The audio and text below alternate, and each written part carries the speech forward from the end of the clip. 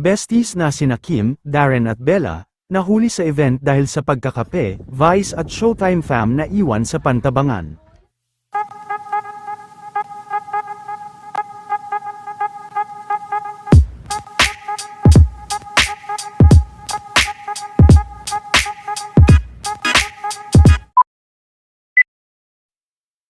Matapos ang naganap na masayang pagdiriwang kahapon sa birthday party ni Vice sa Pantabangan, ay ibinahagi naman ni Kim, ang mga nakatago nitong video, kung saan ay hindi naman napigilan ni Vice, na mag-react tungkol sa mga fans umano ni Kim at Mr. Paulo Avellino. Ayon kay Vice ay ginagawa umano siyang presidente, ng mga fans nila Kim at Paulo Avellino. O yung mga Kim Pao, ginagawa ko presidente ng fans club.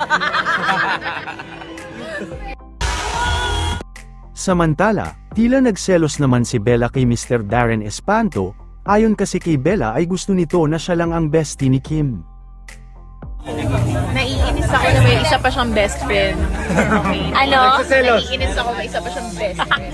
No, we're twins. Twins.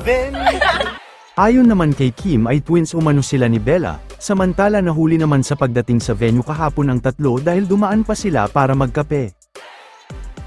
We're ready for the Becky trip. Yes.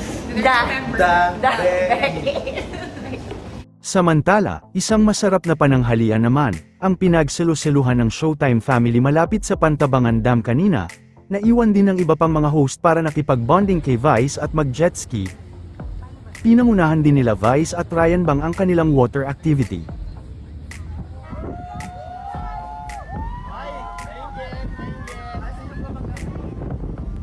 Napahangal din nila Vice at Ryan ang kanilang mga kasama.